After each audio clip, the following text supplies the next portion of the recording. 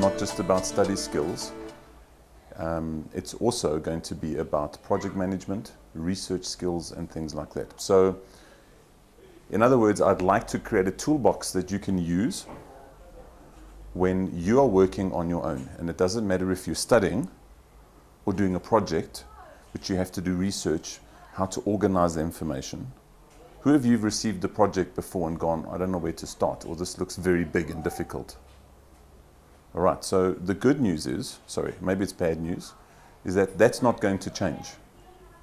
Because guess what, Mrs. Aitchison and I have the same thing. We get something that we need done and it looks like it's big and we can't do it. So there's a very simple analogy for that. Tiana, can you eat an elephant? No. Can you eat an elephant?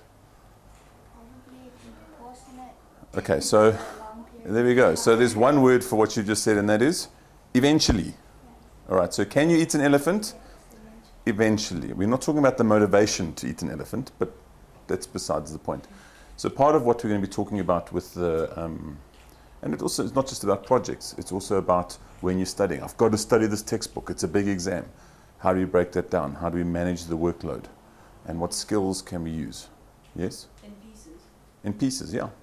But it has to be structured pieces. You spend, I mean, I know for a fact that you're a procrastinator, Aiden, which means you will spend more time thinking about how to break it down than actually sitting down and breaking it down. So who's a procrastinator in this room? Sir, Yeah. also not a form of studying. No, it's not. Studying at all. So, do you know what, are we all clear what procrastination is?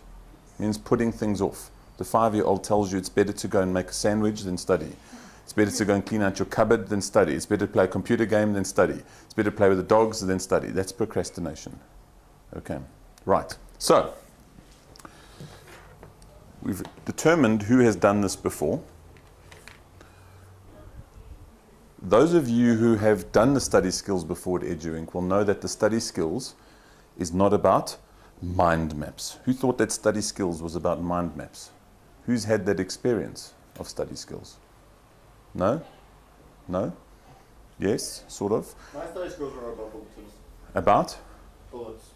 Bullet points. Yeah. More or less Okay, that. all right. So, why am I spending time teaching you study skills, which has different connotations for you? What does it mean in the context of EduInc? What are we going to be doing? What is the purpose of it, yeah? Skills that can help you to study.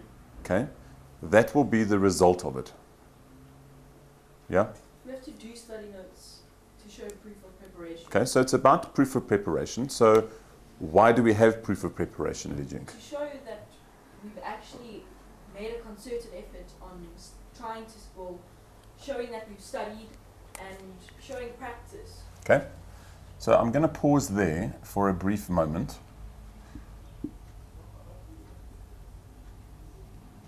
Give me a moment, Reese.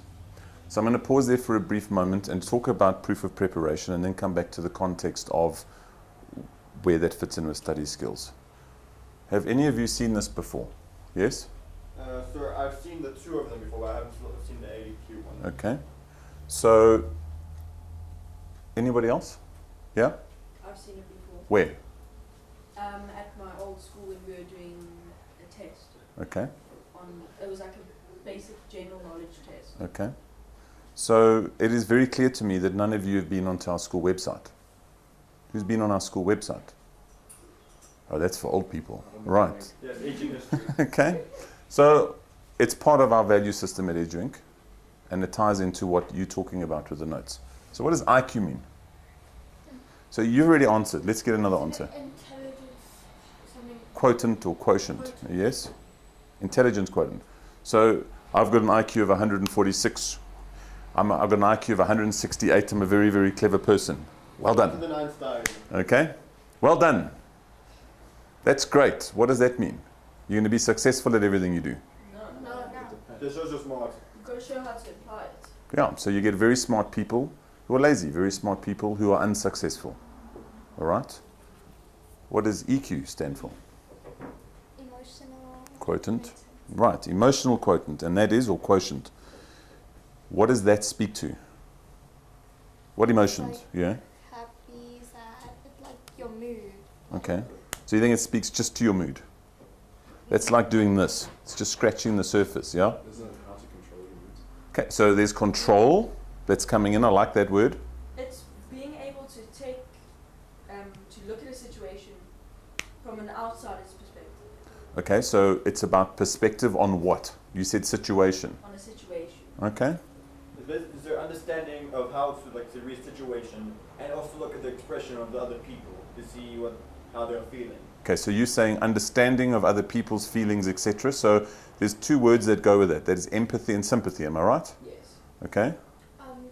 It's understanding personal problems and how well you deal with them. You guys have now got the complete picture. Understanding person, self, and how you deal with them, etc. So emotional quotient is generally described in the broad sense if you speak to people about, I have empathy and sympathy and I'm feeling blue today. That's scratching the surface. It's about understanding yourself, your emotions. It's understanding how to use them and to get perspective on them. And very importantly, to understand other people's emotions and their effect on you. In other words, it's understanding self. Yeah. Does that make sense? Who am I as a person? Does that make sense? If somebody couldn't see me, how would they describe me? How would I describe myself? And would I describe myself in the same way as the world would describe me? Does that make sense? Yes. So essentially, it goes, we have different, when we're explaining it to parents, we have different rings around it. And we talk about understanding self. We talk about understanding where you fit in so that you can understand other people. When you start having empathy and sympathy, and when you start understanding yourself and other people's emotions, a very important thing happens. You realize that you actually have a responsibility to other people. And that responsibility to other people is in terms of tolerance, respect, etc., which are also key values of EduInc. Am I right? Yes. When you have that for other people and understand your responsibility to other people, that is called citizenship. It's being a citizen, which means you can live in society and you can contribute and you don't do, you can contribute positively. Does that make sense? Yeah. So it's a lot more than just the emotions. This is a big, big deal. And can you see why it ties in? If you've got a high IQ and you've got a low EQ, the best they're going to do is lock you in a back room with a computer and not let you deal with people. Why? Because you can't. Does that make sense? You don't understand yourself and you don't know how you fit into the world and you might not have respect or tolerance for people. Does that make sense? Or acceptance? Now we get to AQ. Yes? Attention quotient. Attention quotient. It's very relevant to you. Yes. Okay. It's part of it, okay? So it's actually application quotient. In other words, the ability to apply, to do work. And you have seen it in a context where you said it's attention. We made this up at EduInc. This is ours. Yeah. And this is where the study notes come in. Because what we are saying to you, the proof of preparation says, I'm intelligent, there's no barriers to learning, I have no cognitive deficiency in terms of what I'm doing. I'm understanding and growing. None of you are going to sit here and say, I understand myself completely. I can't even do that. And I'm an old man. Not. This says, I can also work hard. I can take my intelligence, I can take my understanding of the world and people and my emotions, and I also know how to work. So I want a volunteer to come and stand up here. Right, come. So we're going to explore the word try, okay? Yes. I would like you to try and jump for me. Okay, has he tried or has he? He has jumped. He has jumped. So my instruction was to try and jump. So did he jump? No. So you didn't jump. But you try. Did he try? Yes. He just bent his legs. He did. So, Like, so demonstrate to me how you try and jump.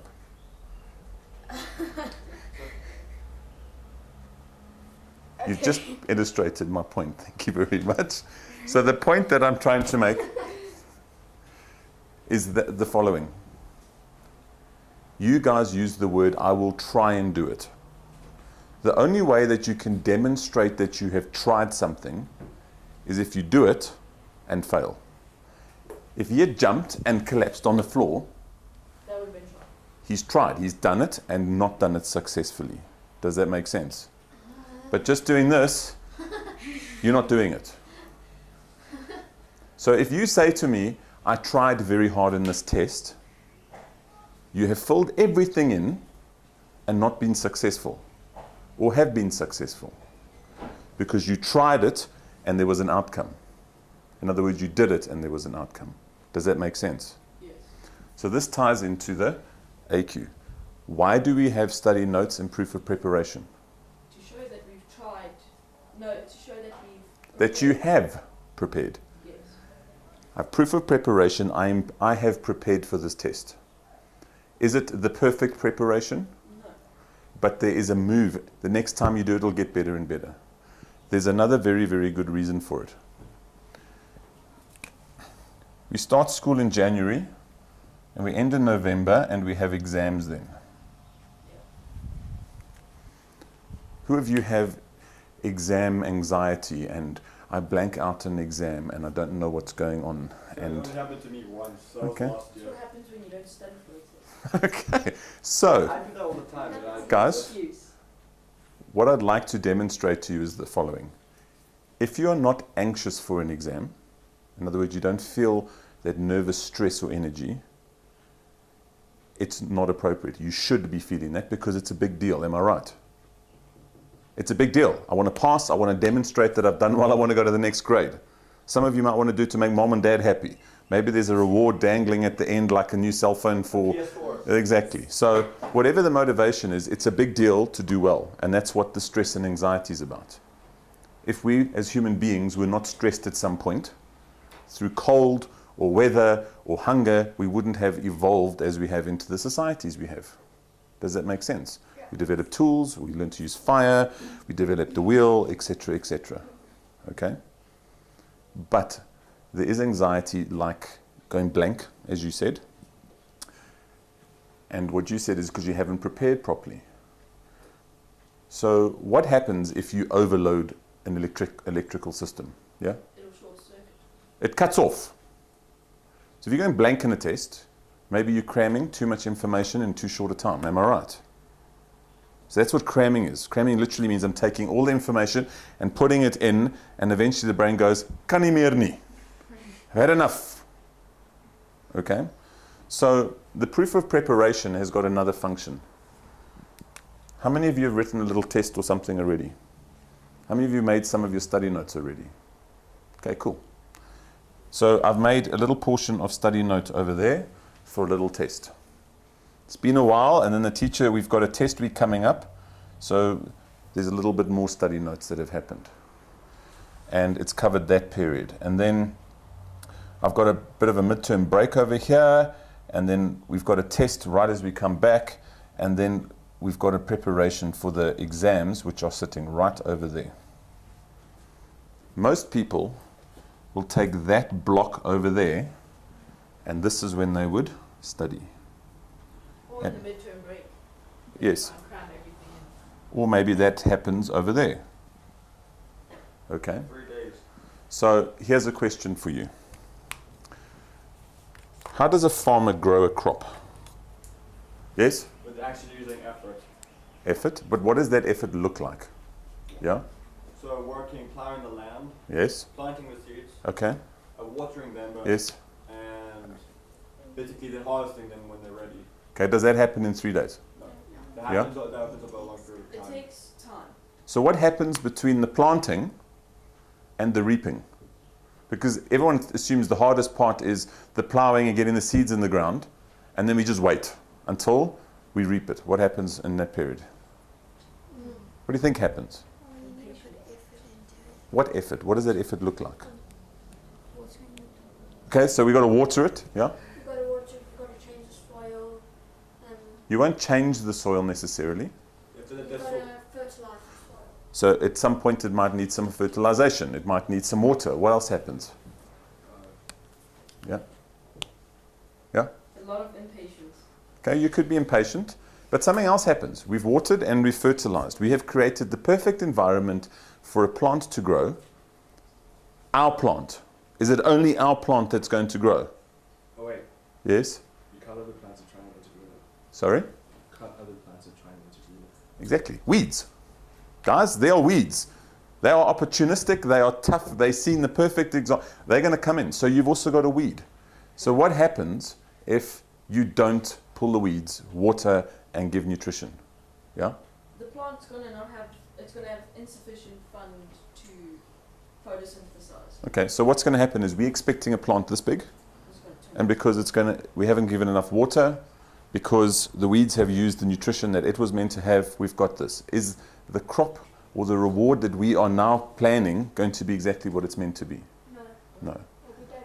So what we say and how we explain this to parents and to you is that at Edu Inc. we see education. We have a farmer mentality when it comes to education. You're not educated as an event at the end of the year when you write your exams. That's not education. Education is the process of integrating IQ, EQ, and AQ from the beginning of the year all the way to the end. What it means is your exam at the end of the year is a result of your effort. It's a result of all the work that you've done. And if you've made notes from the beginning of the year, it means you're not sitting frantically summarizing at the end of the year. You are doing the last two steps, which is memorizing and testing yourself. Does that make sense? So that's a very long roundabout way to get back to what we were talking about your proof of preparation. Okay. So my question originally was, what is the purpose of study skills? What am I trying to teach you to do here? I want some more answers from other people. Bridget, you've been very quiet. Yeah? To learn different methods of studying that could possibly be useful to you. Okay. That will be at the end of the purpose. That'll be the result of the purpose. What do you think it is? Why am I going to be teaching this? Why are we going to be spending time on it? So we're prepared for life. That's a very big picture. Yes, you will use these tools in life. But right now, To help us with school. so what I would like to do, I would like to tap into these two things so that you have a better understanding of how your mind works. You need to understand, and I'm not talking about the EQ side necessarily, but academically, how your mind takes in knowledge, takes in skills, how it interprets it, okay? And how am I going to do that? What am I going to teach you to do? Yeah? To study effectively. Okay, I love that word effectively. You are 100%, that is the result that we are looking for, effective studying. What do you understand effective to mean? Tiana, what does effective mean? For it to have an effect, so for it to work. Okay, so that's the first thing. Effective study means it works.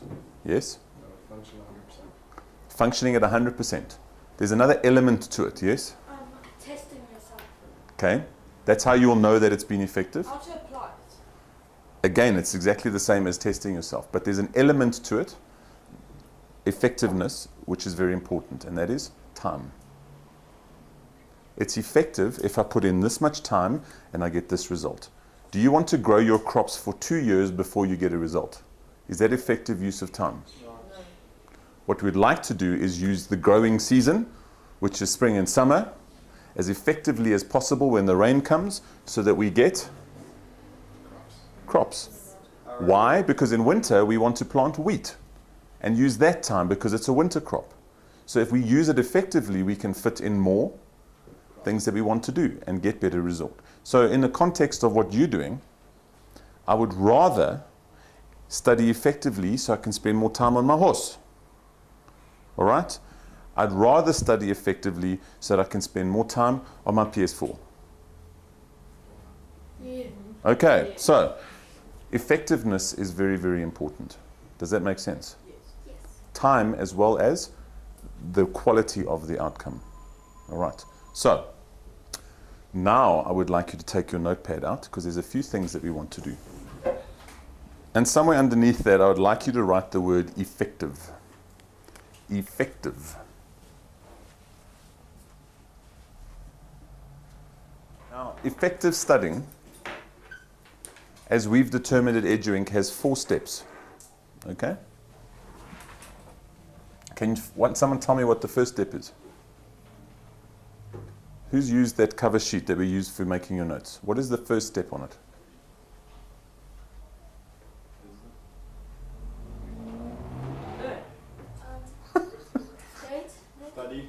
Study. The question is what to learn and what to study. So you need to identify what you need to study. Okay? What would the second thing be? Possibly. Make your own notes. Okay, so notes, what's another word for making notes? Study notes. Or like Summarizing. Thank you. We summarize. Okay? Yep. Isn't the third one test yourself?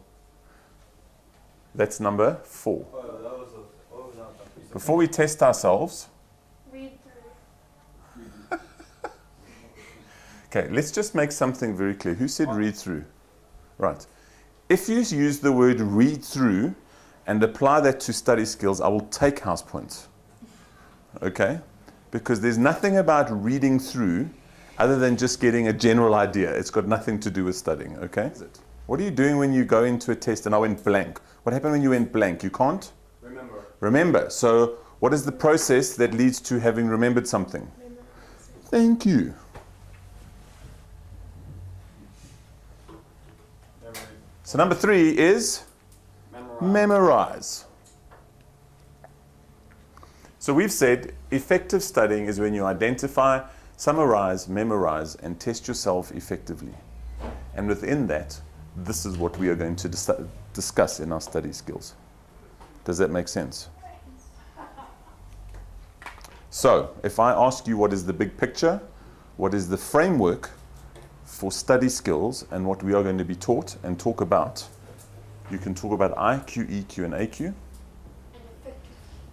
And it must be effective. And those are the 4 steps that we have, which we believe help make it effective. Okay. Now, I'd like to share something with you. Who of you know that Mrs. Aitchison and I were studying last year? Okay. How did you know we were studying? We told you. No? No, Mr. Fencher and Miss. Crailing were doing the same. Okay. Mrs. Aitchison, how did we study for the test, the exams? What method? We use that exact method. We used this exact method. How many distinctions did you get of the 8 exams you wrote? 6, 7? 7.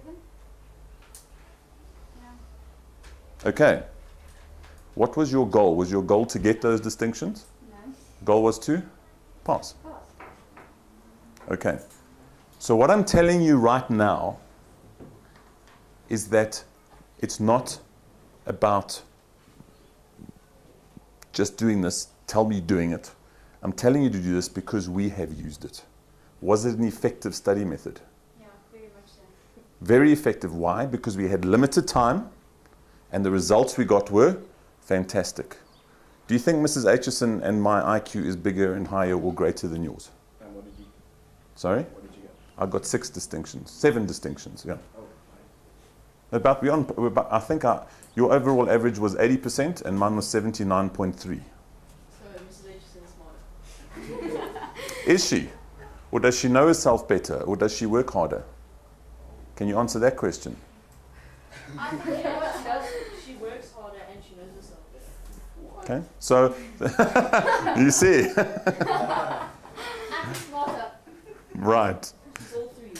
So, the reason I'm telling you the story is so that you can realize that I'm not just telling you to do it. We use this method. Okay?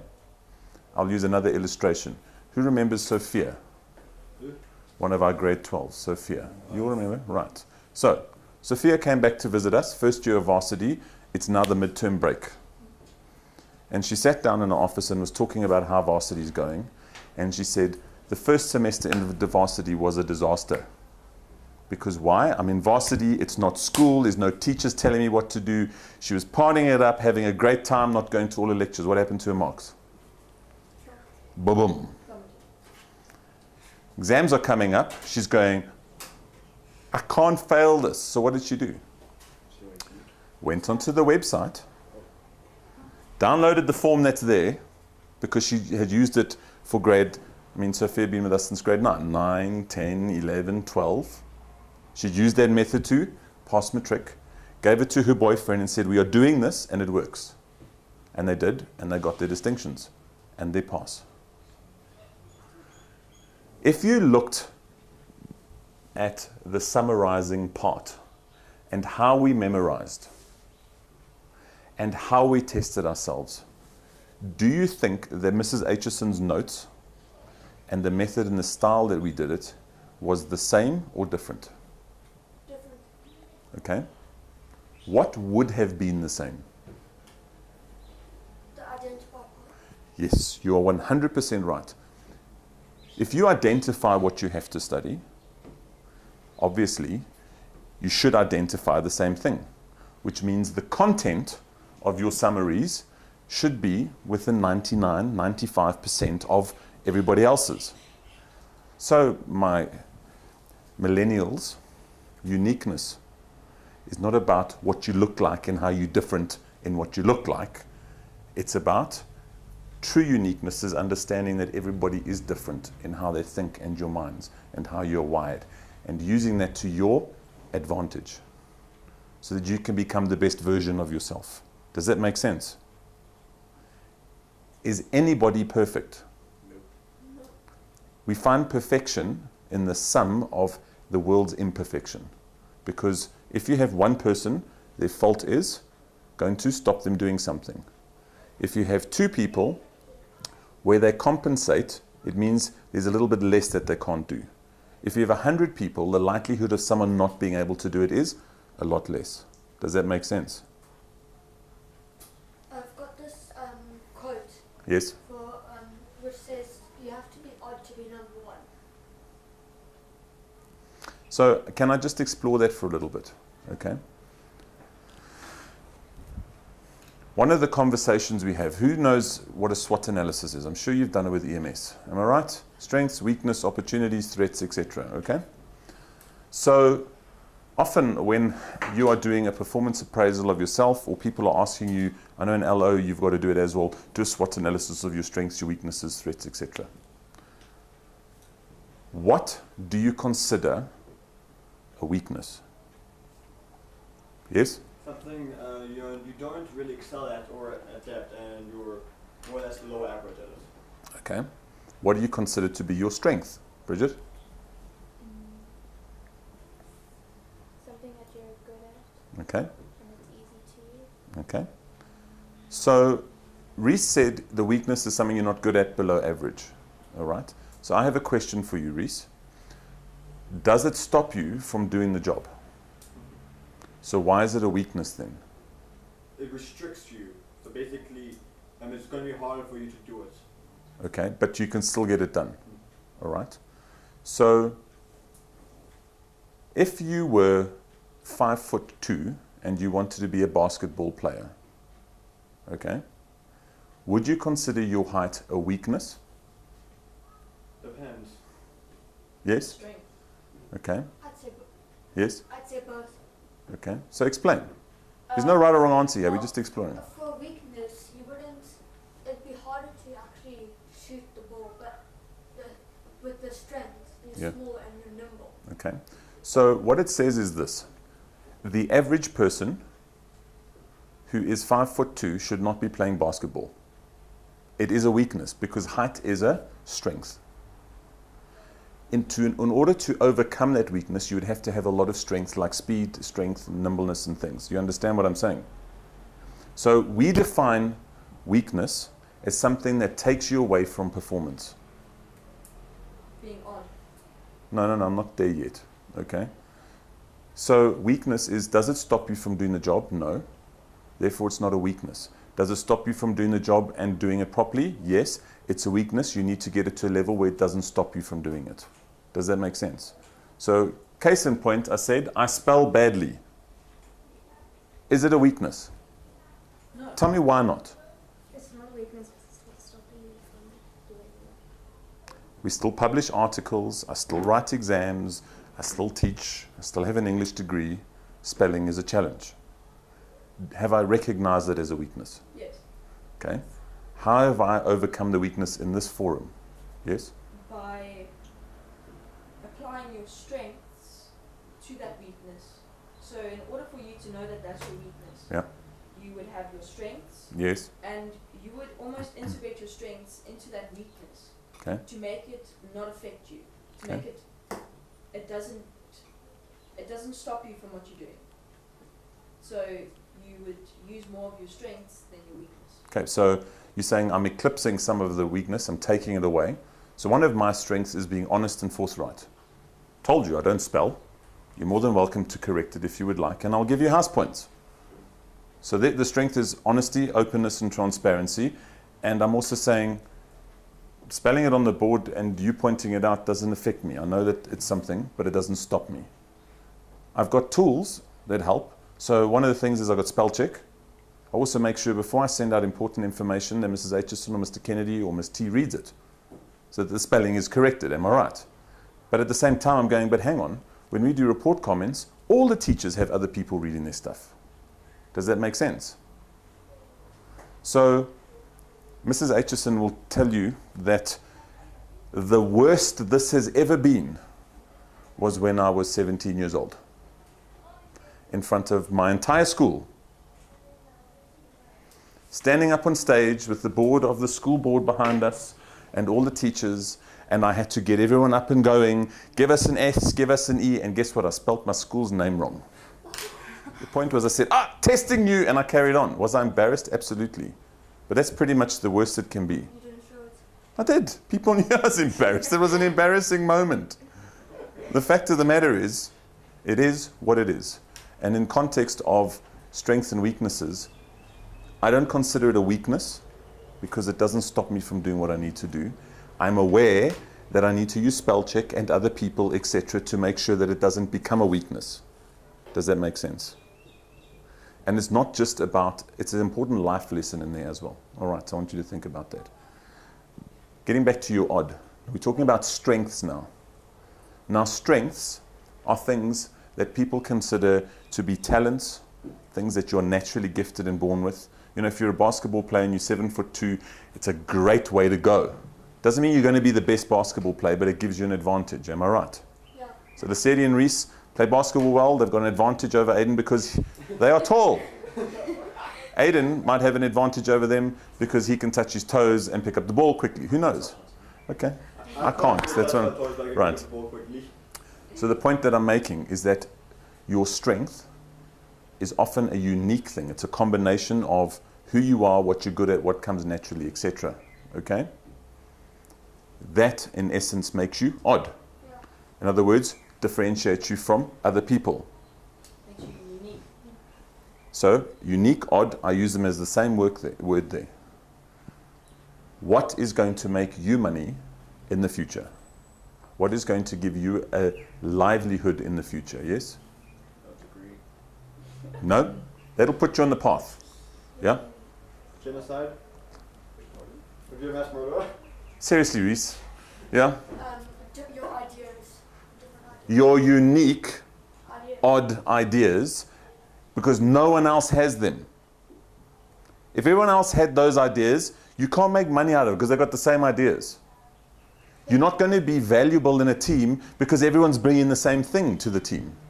So it's your uniquenesses, your strengths, the combination of it, the oddness that is going to be your moneymaker. It's going to be your contribution to society, yes? So let's say we're me, Reese, and Lesedi on a basketball team.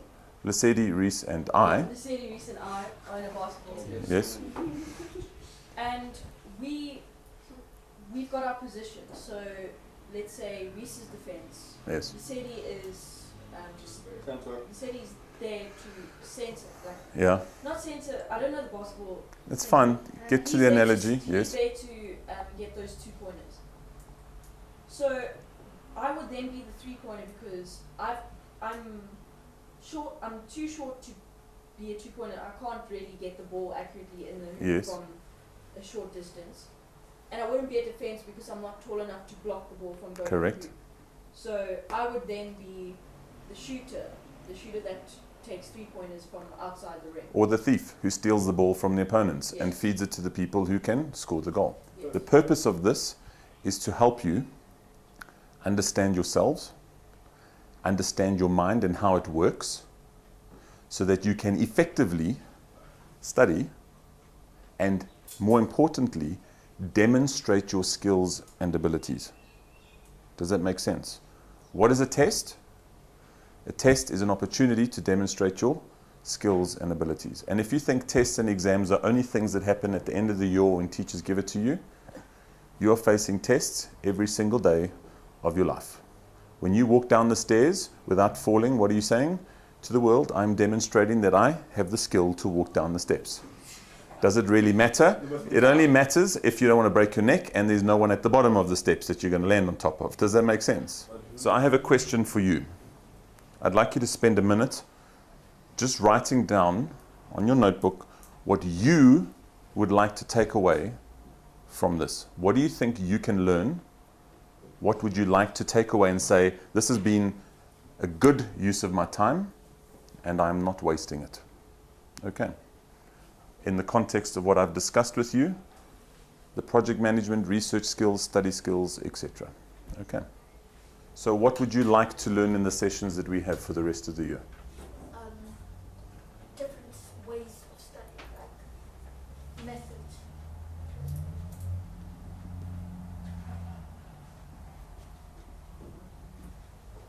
I would like to learn how to apply the knowledge that I've learned to real life. Okay. And So in other words, when you say knowledge you've learned, you're referring to the skills that we're going to learn in this context to real life. yes, Okay. and how to overcome my weaknesses by finding the strength in them. Okay. So you want to have a clear understanding. I need to change markers. Of your strengths and weakness. Am I right? Yes. Right, Lesedi? There are 3 points. Okay, that's fine. I've used the quotient triangles to explain myself in order to know what type of learning style. Okay, just give me 1 second. To actually manage time and to use time effectively. So I'm going to change. I'm going to put a backslash here and go manage and use time. Okay. Yeah. So there's 2 of you doing that, right? Well, it's basically in line with that. I say learn Yeah. how to be more organized with study notes and studying so I can take in the information quicker. Yes. So let me ask you this question. Did we do thinking maps when we did study skills last time? We did. Thinking maps. Did we? Thinking maps. Yeah. Did we use the 6 hats when we did the study skills last time? No. No, we didn't. Did we discuss what I've just discussed on the board the last time we did the study skills? Not entirely. So in one lesson, have I demonstrated that it's evolved and we're moving forward? Yes.